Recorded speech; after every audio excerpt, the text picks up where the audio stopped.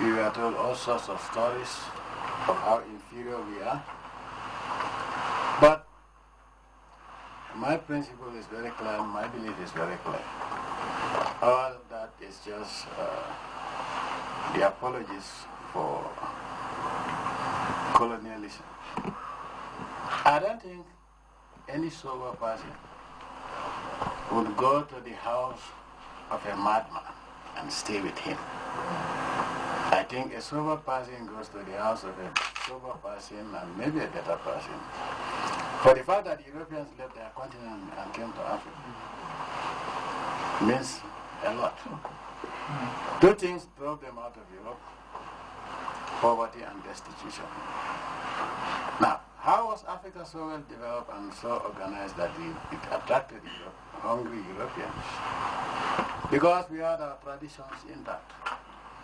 A country without traditions, a continent without traditions, which of course we call roots, is a tree that can be blown to anywhere by the wind.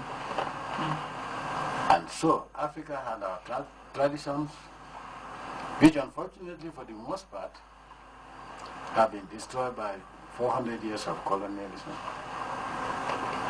Anchored in those traditions, we are in Ethiopia, the country that has never been colonized. I'm not aware of any place that one would call a prison before the coming of the white man in this country. You can go around, historians can go around Ethiopia or anywhere in the African continent where our rulers or our kings kept people. There's nowhere in Africa. So, what does that mean? What is good governance about? Good governance is about bringing development, taking care of the people that you serve. And because of that good governance, Africa became so wealthy that poor Europe started coming in swarms of like locusts and invaded everywhere, thank God, except Ethiopia. Today, we African leaders are the same thing that they used to say Africa was the dark continent, despite the fact that we have sunlight every day. That's the same thing they are using now, that we African leaders are dictators, bad governance, and they have to come back and teach us good governance. Forgetting that some of us have to take arms and kick them out of the continent, because for more 400 years they built nothing but prisons and they looted everything they could lay hands on. What is good governance? And what would Gambians or Africans consider to be good governance? A good government, a leader that cares. One who has occupied you for 400 years and took everything that you had and left you in abject poverty. And for one that you know for 400 years built only one high school and 2 hospitals.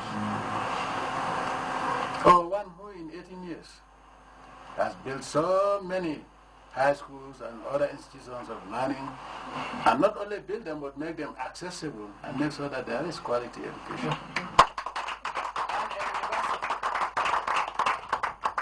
Now, who is a worst leader? 400 years with one high school, or 18 years with so many high schools that I cannot count? 400 years. The worst leader. They left us with only one thing: the language we are speaking. And when I look around, did we talk to each other? It seems that you remove all the nectar. That was the first. Cameraman. That's all they left us. And can we believe that for 400 years? Can you believe that for 400 years? The Brits have never built even one single story house in the Gambia as a public building. The quadrangle that you are talking about and the former old law courts were built by the Portuguese. The State House was built by the Portuguese. In 1820. Good. So, who is a better governor? How many highways did they build? Only one highway of 4.5 meters wide, and from Banjul to Soma. In 400 years. So it would have taken the Combo Costa Road. It would have taken the British 4 million years before they could have built the Combo Costa Road and a university. Because calculated 400 years for one high school. How many years would it take for a college and then a university? No, this is the real fact. By the time we took over, at the time of independence, I don't know how many megawatts of electricity were there, but I only know that it was Banjul and Fajara area where they lived that had electricity. Serekunda had no electricity. And Serekunda is the biggest city in the Gambia. But anyway, Africans are no longer fools. They cannot be fooled. They tell you, oh, there's bad governance, dictators in Africa. When they were hungry, they came to us. When they were very poor, destitute, they came to Africa, took everything.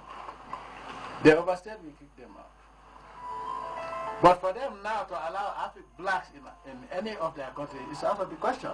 And today, if you want to be elected in any of those European countries, your first agenda must be zero tolerance for immigrants. When they say immigration is Africans, no matter where you come from. So Madam told me to call her when you are here, so she's calling her. Hello? First lady. Yes, my dear, you got me right in making a short and very nice statement. I have all the weathers here.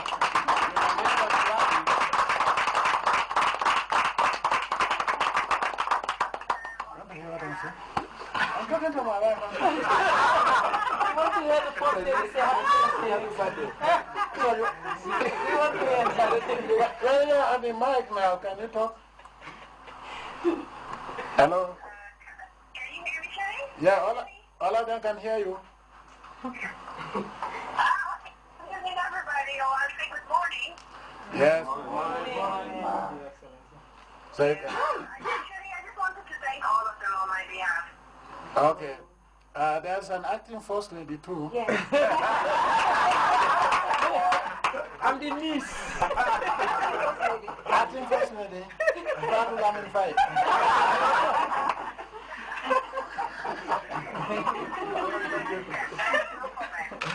And I have a niece called Fatima's. That's her name. But today's my birthday. I won't call her. She almost had a heart attack because that's a nice name for her. They're all greeting you and they presented something on your behalf. Thank you very much. That's very nice of them. Okay, all the best. I'll call you after. Thank you, ma. We love you. Thank you. Okay, that's little Susan. Okay, all the best. Later. I put that over there. Bye. As I said,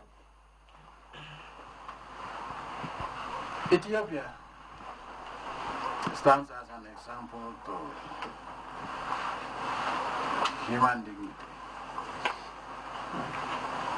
You see, Allah protects His own creation.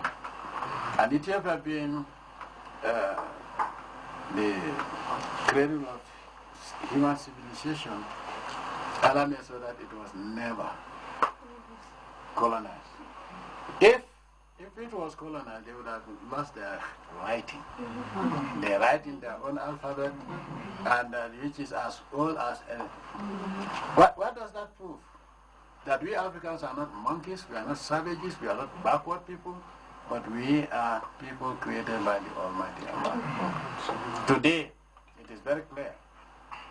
Once an African, whether you are a minister or a president, you go through hell to get a visa. When in those days, they were even sending criminals to come to Africa and enjoy themselves. When they thought that they have taken everything and they are